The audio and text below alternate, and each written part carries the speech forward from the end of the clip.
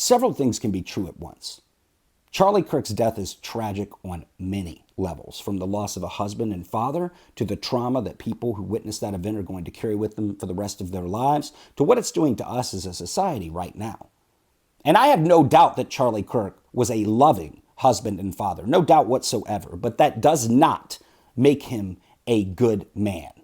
Stop in your tracks trying to memorialize this man as someone who should be admired, honored, or emulated. Charlie Kirk does not deserve a medal. Far from. Charlie Kirk was called a Nazi because, whether you know it or not, his ideology was pure fascism. And it was dressed up and packaged, because it's all about the packaging. It was dressed up and packaged as Christianity when it was anything but, combined with patriotism. And it was put in a nice little pretty box and finished up with a nice little pretty bow. This man was racist and sexist to his very core, and he targeted our country's youth as his recruiting pool.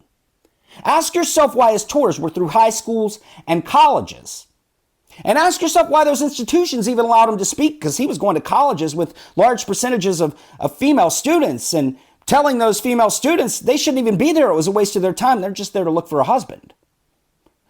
That's indoctrination, guys. And for a country that cares so much about making sure our children aren't indoctrinated, you had absolutely no problem with Charlie Kirk and Turning Point USA doing it right in front of our very faces.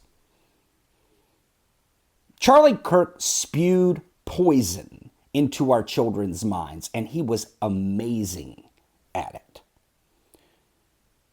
This man does not deserve a medal, and he does not deserve to be remembered as anything other than exactly what he was, which is a racist, sexist, xenophobic bigot, white nationalist, and Christian nationalist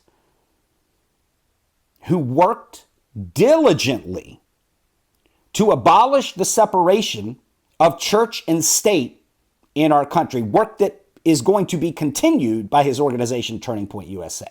Work diligently to abolish the separation of church and state in our country so that a future will exist where our government will be able to mandate that the rest of us live the way Charlie Kirk wanted us to live. Turning Point USA preys upon our country's children. It is the mechanism, the apparatus by which Christian nationalists are trying to build the American version of Hitler's youth. Charlie Kirk is not someone who should be honored.